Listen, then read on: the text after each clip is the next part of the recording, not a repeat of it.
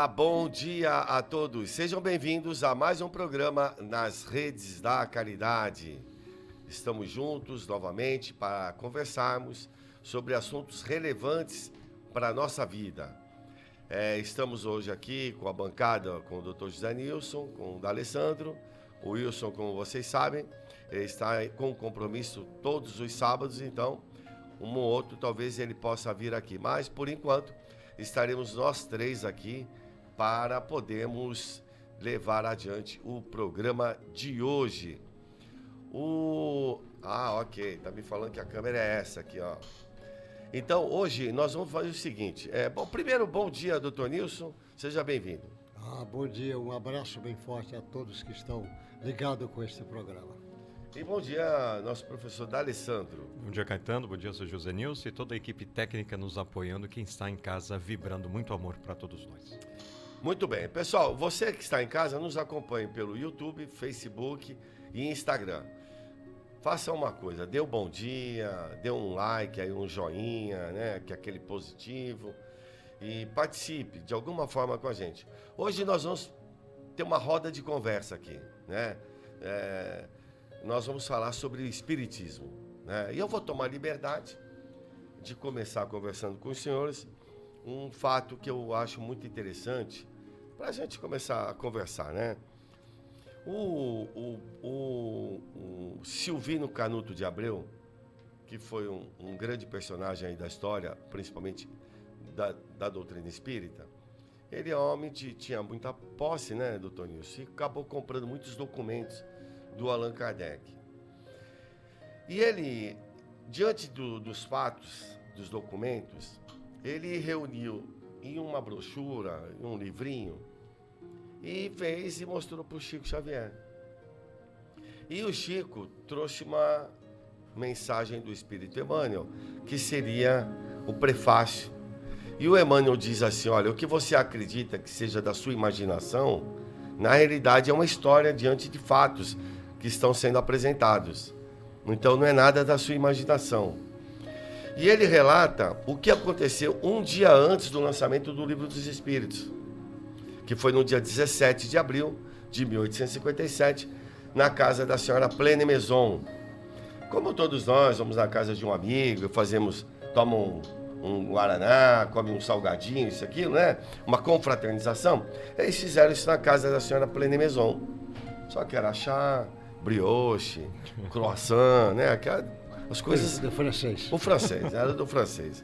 O francês é enjoado, né, doutor Nilson? Chique. Um dia desse eu fui comer um prato francês ali, eu acho que eu tinha que comer o prato, porque não tinha nada dentro do prato. Era um pedacinho disso. Só o nome da comida já é bonito. Não, e eles põem uma comidinha aqui, uma comidinha ali, aí faz um risquinho assim com creme, pronto. É tradicional da cozinha. É tradicional? A cozinha francesa é famosa. Passei uma fome, eu falei, acho que tem que comer o prato. Bom, e aí o Allan Kardec, junto com a Amélie Boudet, o senhor Carlotti, a família Dufault, a Plene Maison, estavam o senhor Denty, então tinha uma série de amigos íntimos dele ali, o Camille Flammarion, que era um jovem, né? Era jovem, um menino. E aí, acho que tá lá, né, Max? E aí, o que acontece? As pessoas começam a falar do trabalho dele, do professor, todo mundo tinha uma consideração imensa com ele ali. E aí o Camille Flammarion pede a palavra e faz um discurso belíssimo sobre o professor, que ele ficou uma pessoa devotada ao Allan Kardec. E o Camille Flammarion, que ia ser o futuro diretor do Observatório de Astronomia de Paris. Para você ver, então, só tinha gente ali de peso naquele local. Bom, e aí o Allan Kardec, que é o professor Rivail, vai se tornar o Allan Kardec, ele pede a palavra, o Camille Flammarion passa a palavra para ele, e quando ele pega a palavra, ele pede a todos que se levantem para fazer uma prece, para fazer uma oração. Porque às vezes eu vejo as pessoas falar, dentro do espiritismo não faz prece, não sei o quê, eu sou Kardec. Bom, então ele pede, faz uma prece sentida lá, de gratidão, Ele fala dos problemas que ele estava tendo naquele início, era a primeira obra, mas ele fala também dos benefícios que ele vinha sentindo, né? E em relação à prece, porque o que me chama a atenção? A prece. No capítulo 28 do Evangelho segundo o Espiritismo, ele vai fazer um capítulo só de prece. Assim, é como se ele estivesse ensinando pra gente como se faz, como é que se conversa com Deus no momento de agonia, quando nasce uma criança, quando morre uma criança, quando morre um idoso, quando morre um criminoso. Então, o que eu tô botando a baila aqui, né? Esse dia que é um dia significativo, uma homenagem também ao Canuto de Abreu, que deve ter sido um homem fantástico para poder desenvolver esse trabalho, estava envolvido com isso. E também em relação à prece. E ele, assim, ele se levanta para fazer a prece. Ele pede que todos se levantem, num sinal profundo de respeito. É como se fosse, olha, eu vou conversar, eu sou aqui um apóstolo, um discípulo, e eu vou conversar com o mestre maior, então nada mais justo que eu esteja de pé, né? Em uma reverência de atitude e educação. Bom, é isso aí, doutor Nilson. Agora eu dei o pontapé inicial. Vocês agora vamos seguir em frente. Nesse pontapé inicial, você falou do Canuto de Abreu. Esse camarada era um dos homens mais cultos do espiritismo. Ele era médico, advogado, jornalista, professor, ele tinha tudo, era tudo quanto é professor. Ele tinha um conhecimento em todas as áreas. Eu até espanto dele não ser popular no meio do espiritismo, porque e deixou muito trabalho, muitos livros. Esse homem era de uma cultura imensa e de um homem bom. As pessoas diziam que era uma pessoa de uma bondade imensa. E você fala de Kardec lá na prece. Se o Kardec, o Espiritismo, é para relembrar o Cristo, e um dos temas do Cristo muito forte era a oração, ele chamava as pessoas a orar e vigiar, e ele fazia isto constantemente, ensinou os discípulos a oração. Então, naturalmente, ele teria que fazer isto, e mandou levantar, porque ele ia falar de Jesus. Eu fico imaginando, eu já conversei aqui uma vez, que Eurípides Barçanufo, que foi um dos grandes trabalhadores do Espiritismo, no início do Espiritismo, quando eu conheci o Jerônimo Candinho, que foi aluno de Eurípides Barçanufo lá em Goiás, ele, quando ia falar no nome Eurípides Barçanufo, ele levantava, ele tirava o chapéu e levantava, ele não falava o nome nem sentado, nem com o chapéu na cabeça. Imagine Kardec falar de Jesus, fazer uma prece, ele tinha que levantar, no mínimo, porque era um apóstolo do Cristo que estava ali. Se ele já tinha conhecimento, ele sabia a grandeza desse Espírito, então tinha que fazer. Então, o contrário, as pessoas dizem que não tem oração, o Kardec tem capítulos e mais capítulos sobre oração, falando, inclusive, a fé, a oração, tudo que é de Jesus, o Kardec destacou muito. E não tenha dúvida que esse assunto seria se o Espiritismo é a volta do cristianismo. Porque, né, D'Alessandro, vamos pensar assim, um aspecto científico, né, magnético. Porque nós estamos, a oração, quando as pessoas falam assim, então vamos elevar os nossos pensamentos. Olha que legal, vamos elevar os nossos pensamentos. O que é elevar o pensamento? É você ter pensamentos que têm alta frequência. E o que dá alta frequência? Pensamentos amorosos, de gratidão. Então, elevar o pensamento é exatamente isso. Elevar a nossa frequência. É o dito popular que nós estamos comentando. Caiu, não tem problema. É o dito popular. Então, o que acontece? Eu não sei, às vezes, quando é que nós estamos aqui. Agora eu estou bom de televisão, viu, Max? Então, às vezes, eu estou aqui, eu estou lá. Bom, mas, então, assim, é o dito popular, né, da questão da oração. Agora eu me perdi, D'Alessandro, o que a gente estava... A importância da oração no nosso dia a dia, né? O Max, tá aparecendo lá, Max. Quem sabe faz ao vivo, pessoal. Bom. Caiu aqui, o Max preocupado aí com a gente, não sei o quê. Mas, apareceu aí ele de perfil. Ainda bem que não sou eu de perfil, que senão ia ser um problema sério aí. Mas, estamos falando da oração, da frequência, do magnetismo. Vamos tentar mostrar esse lado. Agora vamos deixar para o lado científico, porque senão as pessoas acham que a oração é religião só. né? Então vamos ver como é que a gente pode interpretar, né? A primeira dica, a meu ver, do exemplo de Emmanuel para Canuto de Abreu é isso, a responsabilidade de quem escreve um livro, né? Porque nós emitimos ali os nossos pensamentos no livro e esses pensamentos são levados para outras pessoas. A partir do momento que a pessoa abre um livro, é como se ela tivesse, já que você está falando isso, entrando na frequência do autor. Então, quando quem está em casa, que às vezes sintonizar numa rádio com músicas clássicas, ele não sabe de cor o número da rádio, né? Tantos hertz, megahertz, mesma coisa é a gente. Por isso o exemplo de o senhor Kardec se erguer, porque ele sabia que o Espírito de Verdade, toda aquela plede estava ali perto, e o próprio Chico Xavier, quando vai no Pinga Fogo, pede permissão à plateia, ele se ergue e a plateia ergue-se para fazer uma oração de agradecimento ao Criador.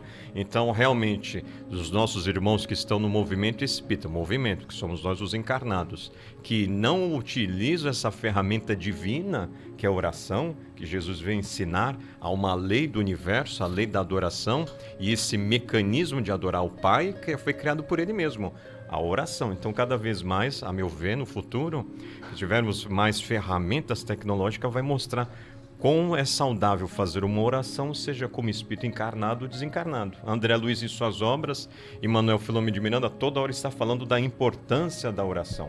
Infelizmente, nós, os encarnados, só vemos a oração em momentos assim mais das nossas dores. Ou poderia ser o contrário, né? Através da oração podeis pedir, louvar e agradecer. Quem sabe a gente no futuro agradeça mais e peça menos. Você vê que a oração que você fala, ele falou do André Luiz lá no livro Nosso Lar. Qual é o momento culminante ali do... Ele tinha 8 anos, ele não sabia que tinha 8 anos lá, depois é que ele vai saber que ficou 8 anos naquela região umbraulina. Qual é o momento ali marcante dele? Na hora que ele se humilha e faz uma oração. Ele mudou da frequência, ele entrou na frequência da luz. Entrou na frequência da luz porque a oração levou ele nessa direção, acordou a essência divina dele nessa frequência. A partir desse momento ele muda. Ele agora vê o Clarencio que vem buscar. Clarencio ia lá todo dia, a mãe dele ia lá, ele nunca via. Agora ele viu o Clarencio. A partir da oração ele viu. É igual o Paulo. Na hora que ele vê Jesus, ele vê a luz acordou ele, a possibilidade. Então, na realidade, a oração, a depender da frequência, você entra na frequência maior que tem no universo, que é a frequência de Deus. Porque ele entra na frequência, ele entrou nessa frequência, todas as outras frequências é menor do que essa. É onda como se fosse onda ultra curtas. Então ele entra numa frequência, isso vai. Então ela tem domínio. A maior tem domínio sobre a menor, o superior. Então a oração faz ele ir nessa direção.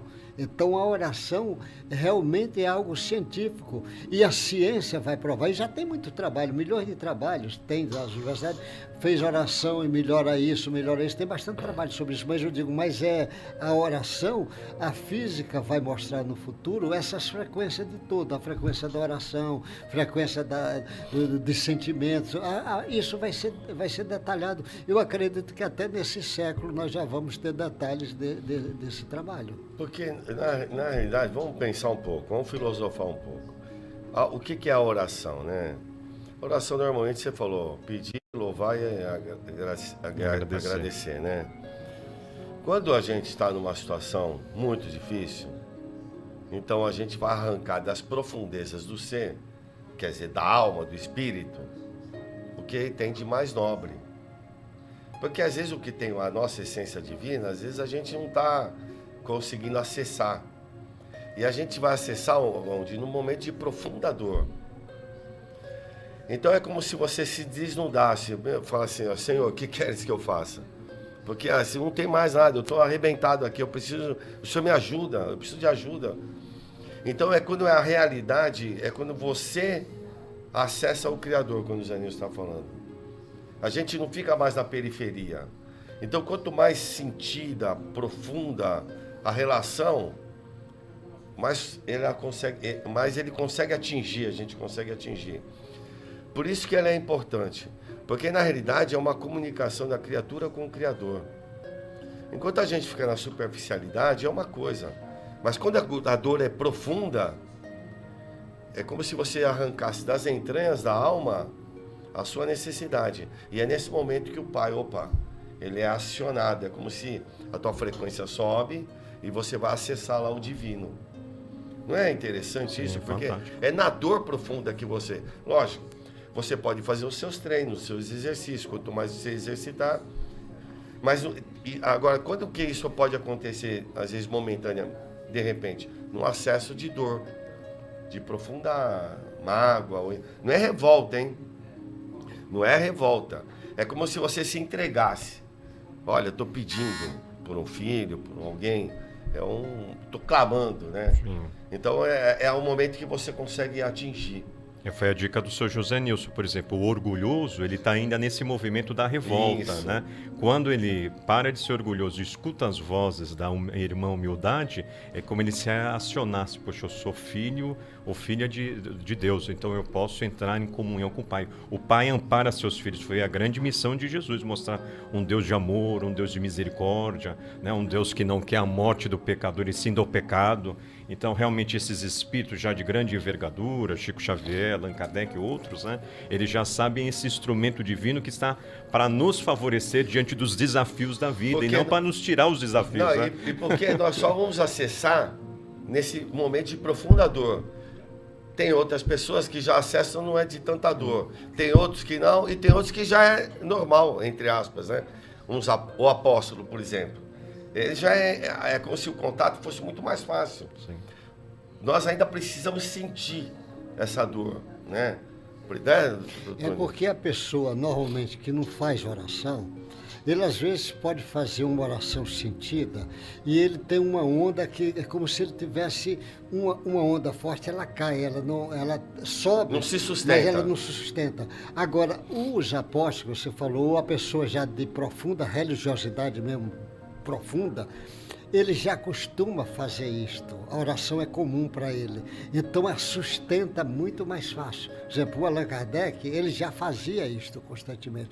Todo o trabalho dele, começava a oração. Essas pessoas, o Paulo de Tarso, ele falava que 2 em 2 horas, ele saía fora, olhava para os céus e fazia uma prece a Deus.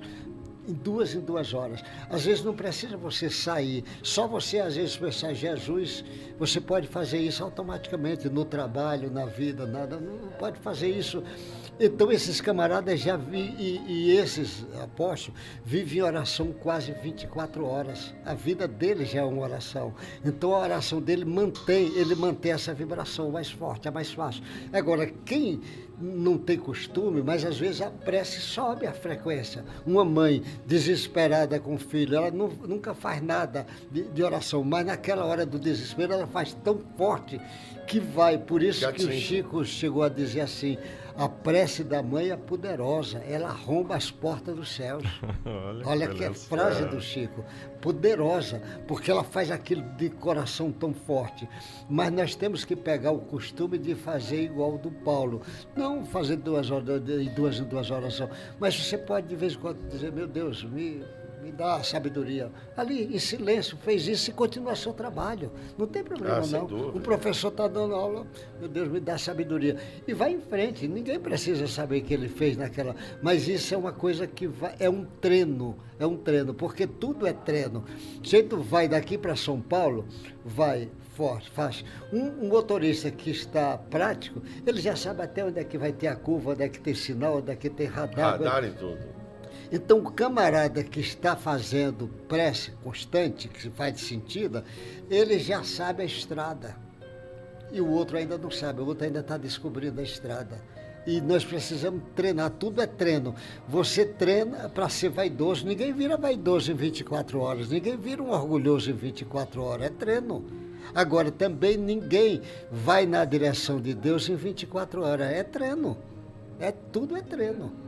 Nós precisamos aprender a treinar. Senão Jesus não teria dito orar e vigiar. Ele está chamando a atenção que orar é bom. Jesus, antes dos trabalhos de grandes decisões dele, ele ficava em oração, às vezes a noite inteira. Você vai ver lá no Evangelho, a noite inteira em oração. Quando foi escolher os discípulos, aqueles momentos, você vê quando ele ia ser preso, ele vai lá, chama o grupo para ir lá em oração com ele.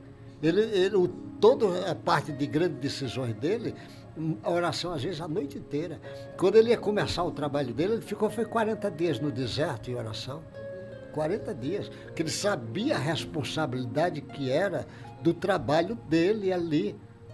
40 dias em oração para ele vir começar o trabalho dele.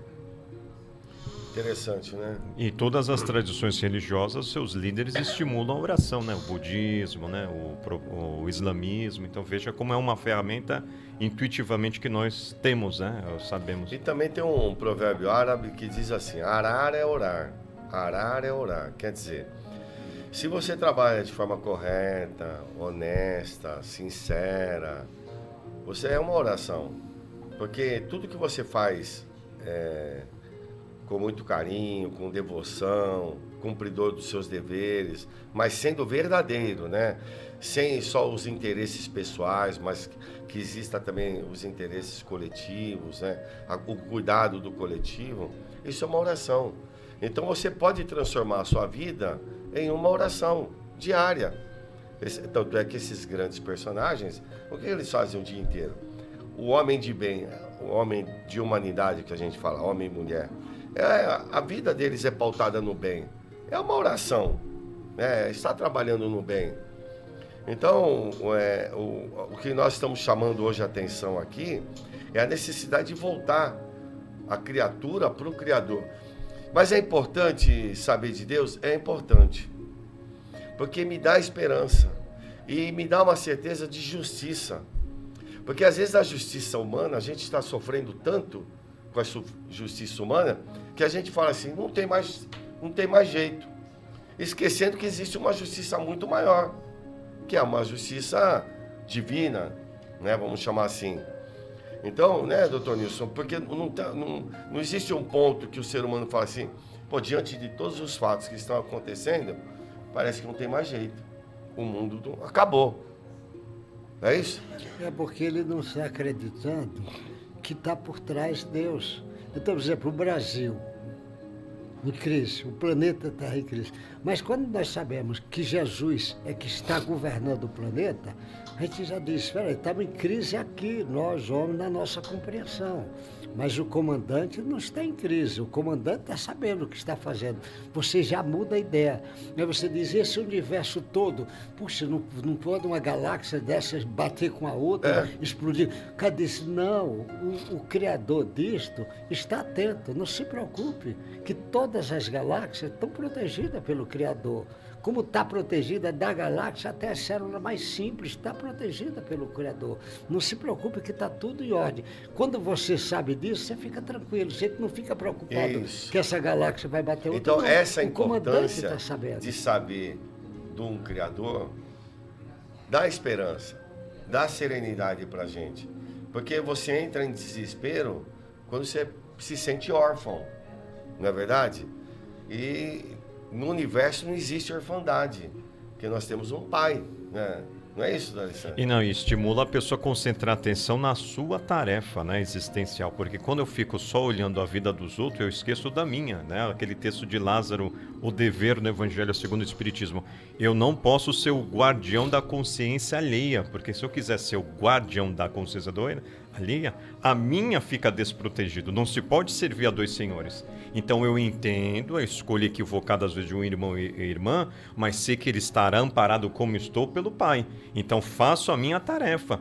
Já que Jesus promete os mansos herdarão a terra, né? Os pacíficos serão chamados filhos de Deus, então vai voltar para a terra, quem tiver condição como um bom estudante de estar aplicado nessa escola de regeneração. Agora, como estudante, aquele que negligenciou as leis divinas, a começar por ele mesmo, centralizando a atenção muito em leis humanas e nos homens, esse cavalheiro não será desamparado, como a gente aprende com Emmanuel, no livro de Emmanuel, A Caminho da Luz, e terá outra oportunidade. Então, eu acho que é muito bom quando a gente estuda o Espiritismo, porque a gente respeita o livre-arbítrio do outro, tem compaixão se o outro foi por um caminho que é servir Mamão ao invés de servir Jesus, e centraliza muita atenção na nossa tarefa, porque nós fomos preparados aqui, todos que estão na Terra, por seus anjos guardiões, para passar de ano.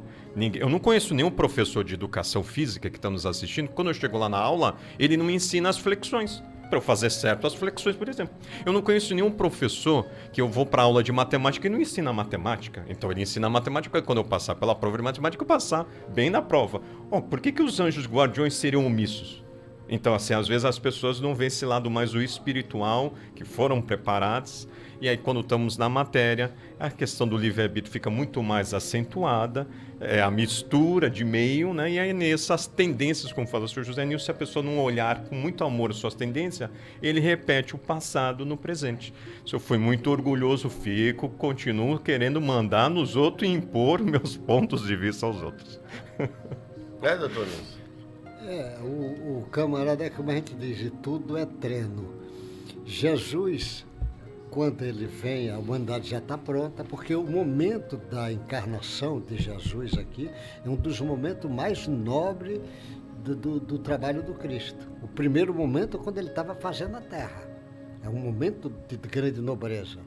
A terra, a lua, a primeira célula. Mas a encarnação de Jesus é um momento marcante, porque ele ia deixar para a humanidade o código de ética moral que a sociedade vai precisar no futuro. Ele deixou esse código e deixou o exemplo. Nós vamos ter um modelo, um referencial como exemplo. Por isso que o Espiritismo toma Jesus como modelo. Então, esse modelo que veio ensinar o espírito nessa marcha evolutiva, já na condição nominal, já estava em condição agora de refletir sobre Deus, ele agora ia ensinar o caminho para cada um de nós e na direção de Deus. A estrada que leva para Deus. Jesus veio ensinar para todo mundo. Então ele vem ensinar essa estrada. Ele sabe a estrada, conhece de cor e salteado, mas nós não sabemos. Ele agora veio ensinar. Olha, tem várias estradas aqui, mas se você tomar essa estrada aqui, você vai para Deus. Então ele mostra essa estrada para nós. Então por isso que os ensinamentos de Jesus não passam como ele fala. Então por isso que a sociedade fica perdida. Que caminho eu tomo? Nós já temos o caminho ensinado por Jesus. E o caminho ensinado por Jesus, ele está valorizando as leis divinas, o trabalho, a honestidade, o bem. Ele vai trabalhando isso. Aí diz, no estágio de vocês precisa treinar o perdão, precisa treinar mais a oração, até chegar a um ponto, como você disse, orar é orar. Chega a um ponto que ele já é oração 24 horas, não precisa nem mais fazer, porque ele já está fazendo o tempo todo. Ele não precisa fazer, ele está fazendo o tempo todo oração. Então isso daí Jesus veio ensinar, e ele veio ensinar isso para nós temos que ficar atento. Por isso que Jesus, a sociedade, o Luiz Monteiro, ele diz naquela carta que ele faz para os filhos, ele fala que o evangelho de Jesus será estudado em todas as universidades, porque é o maior realidade, livro, né, Zé Nilson? Se você pegar o evangelho, é livro religioso. Não é um livro religioso. Você tem coisas de física lá muito interessantes.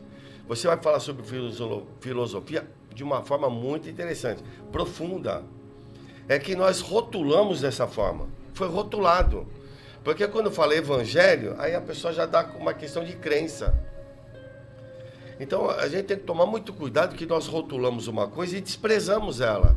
Não vamos dar um valor devido. Leia, releia, viva e sinta isso. Para você perceber a preocupação de quem escreveu ou quem quer demonstrar aquele conhecimento para você, que aquilo é importante na sua intimidade espiritual. Aquilo é importante. Então a gente às vezes fica com essas bobagens, né? É questão de crença, é religião. Porque o Espiritismo, ele não é uma religião quanto uma instituição, né? A gente não tem paramentos, a gente não tem hierarquia, a gente não tem dogma, não tem, né?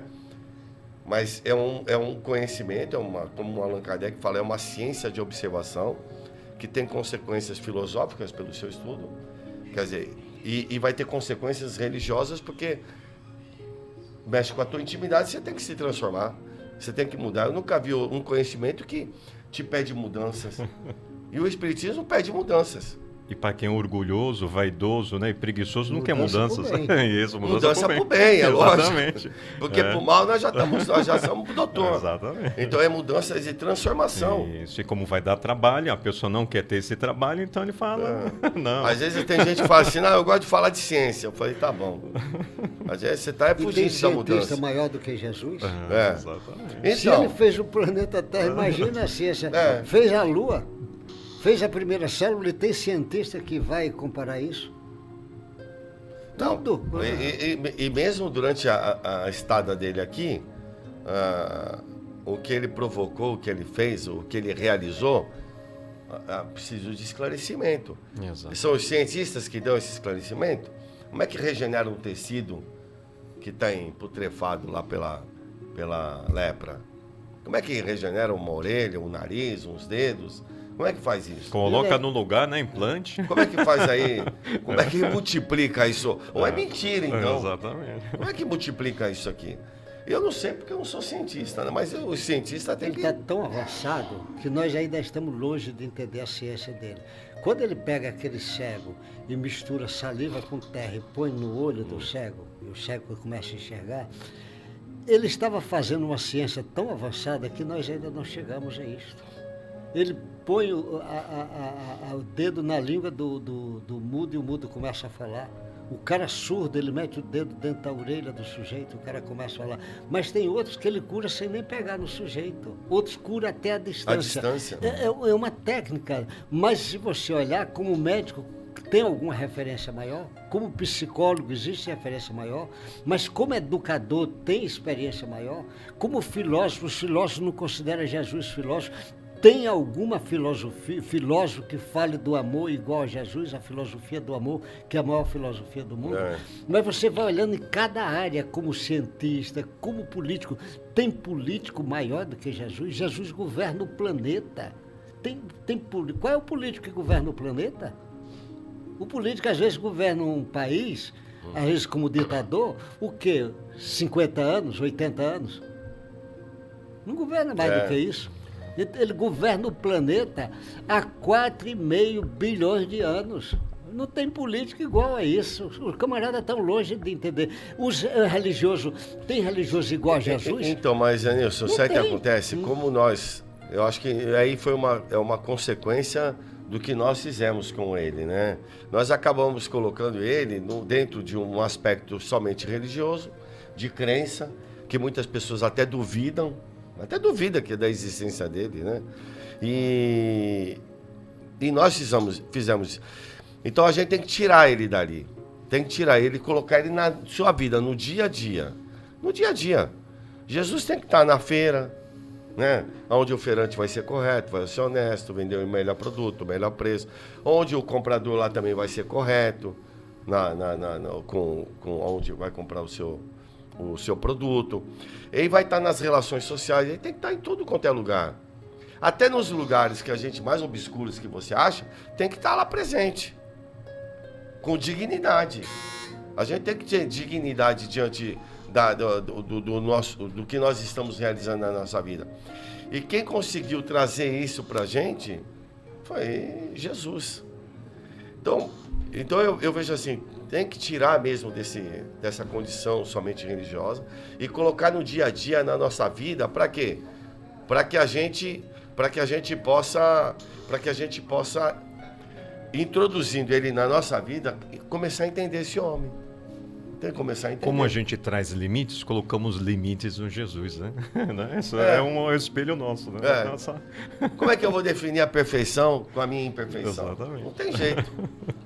Não. Até mesmo quando você pega o cristianismo, vamos imaginar, o catolicismo é cristianismo, dentro da faceta interpretativa dele. Tem muitos católicos que avançam na direção do Cristo? Tem. Os evangélicos são cristãos? São. Dentro da interpretação. Tem muitos evangélicos que avançam no cristianismo na interpretação? Tem. Os anglicanos são. Os ortodoxos são.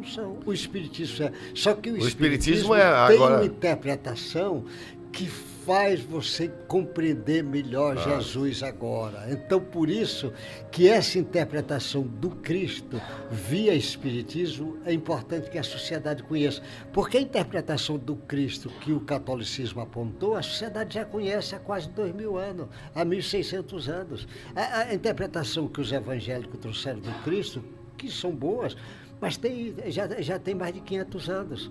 Essas interpretações dos ortodoxos já têm quase 1000 anos. Então, você agora, o Espiritismo chega e diz, agora você precisa conhecer o Espiritismo cristão. É essa faceta que as pessoas não estão percebendo, porque agora o Espiritismo traz uma compreensão do Cristo diferente. Jesus não é Deus, ele é um, Deus é outro. A compreensão que entra a reencarnação, a evolução do espírito, o entendimento, mas nós compreendemos perfeitamente o irmãozinho católico que está fazendo avanço dele por aí, só que o Espiritismo abre um leque de melhor entendimento disto. É isso que por isso que o Espiritismo vai influenciar todas as religiões.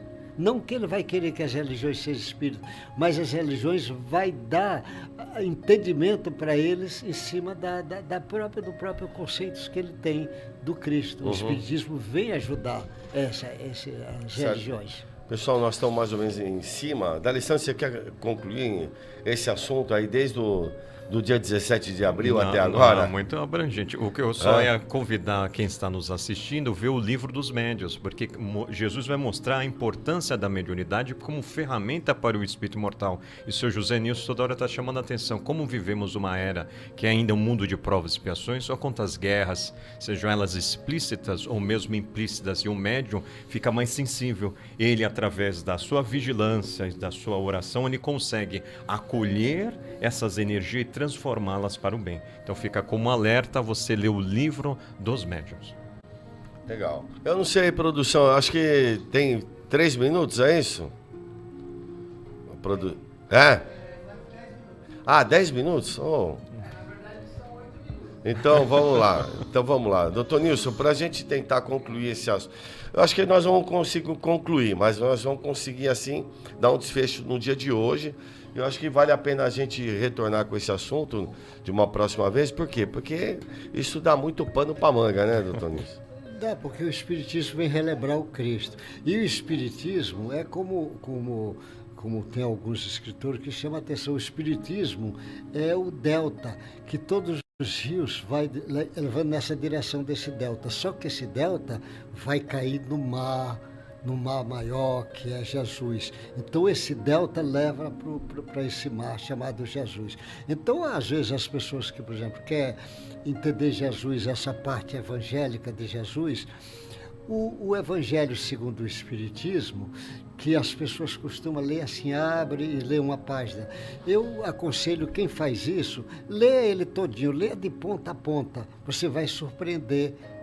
Lê de ponta a ponta, vai surpreender não só com os ensinamentos de Jesus, com as orientações dos Espíritos, mas com as orientações do Allan Kardec, que ele escreve com muita sabedoria, as pessoas nem percebem que Allan Kardec está escrevendo ali a sabedoria, porque tem a parte que ele bota as frases de Jesus, tem as interpretações que Allan Kardec faz, depois ele bota as instruções dos Espíritos em cada capítulo daquele.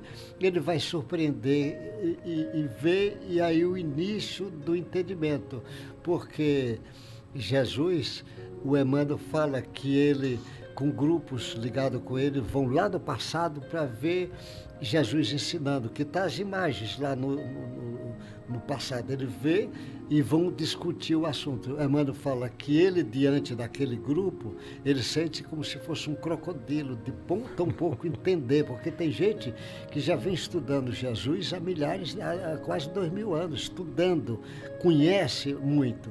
E as pessoas pensam, Jesus será um estudo da humanidade nossa aqui? Eu não diria desse milênio, será um estudo para esses milênios que vêm pela frente. Jesus será estudado pela humanidade do futuro milênios para frente, não é só esse milênio. Esse milênio talvez nós vamos começar a entender um pouco Jesus, mas o estudo dele vai, talvez daqui a 10 milênios, nós tenhamos o entendimento de Jesus mais próximo da perfeição. Então, aproveitando o gancho, o doutor Nilson estava falou de religiões, isso e aquilo, porque, na realidade, o Espiritismo vem esclarecer muitas coisas. Porque tem muitas pessoas que estão em outras religiões, são espíritos todos envolvidos em um grande trabalho de regeneração do planeta Terra. Então, você vai, dentro de todas as igrejas aí, existem pessoas que estão trabalhando por isso. Uma semana depois do lançamento do Livro dos Espíritos, lá em maio, logo no comecinho, dia 17 de abril, dia 18 mais 7, 25. Dia 25 de abril de 1857, é nomeado cardeal na igreja de Paris, Notre Dame, o senhor François Nicolas Madeleine, o cardeal Morlot, que Allan Kardec devia conhecer. Porque logo depois ele vem desencarnar e o Allan Kardec coloca a mensagem dele. E falando exatamente sobre a questão de amparar, de solidariedade, de fraternidade. Então, esses espíritos estão em todos os lugares. Agora, a gente tem que identificar isso aí. E só consegue identificar quem tiver um pouco de sensibilidade. Né? Então, diante do que foi falado, eu me lembrei da Madre Teresa de Calcutá, que, fechando uma poesia que ela fala, ela diz mais ou menos assim: se você quer ter sucesso na vida, vá atrás do sucesso. Mas entenda que durante a busca do sucesso, você vai encontrar falsos amigos e verdadeiros inimigos. Mas mesmo assim, vá atrás do sucesso. Porque a tua relação nunca foi entre você e o outro, e sempre entre você e Deus. Então, essa busca incessante é sua. Esquece os outros. Seja o melhor profissional, seja o melhor marido, seja o melhor filho. Faça o melhor que pode, dentro das suas possibilidades. Ah, mas eu não consigo. Não tem problema. Nós teremos outras oportunidades. Então, é como se falasse assim: tenha calma. Não se afobe tanto. As coisas vão dar certo. Precisa ter um pouco de calma. Então, senhores, nesse dia de hoje, que nós relembramos de tantas coisas agradáveis aí, né? Você quer terminar com alguma coisa? Não, só ressaltar a importância da prece como a gente iniciou o programa, né? Como quem está nos assistindo, se não tem um hábito, como falou o Sr. José Nilson, que por favor vá aos pouquinhos criando o hábito, essa ferramenta divina criada pelo Pai, a oração. Tá bom. Doutor Nilson, quer só dar se despedir? Um abraço a cada um, uma boa sorte, Deus guarde vocês e use a força da oração, que Jesus não ia dizer isso, orar e vigiar é à toa. É verdade. Pessoal, então, eu acho que aqui nós agradecemos profundamente a todos vocês que estiveram conosco. Agradecemos, ficamos felizes por esse programa e vamos nos reencontrar no próximo sábado, se Deus quiser. Um abraço a todos e até mais. Tchau.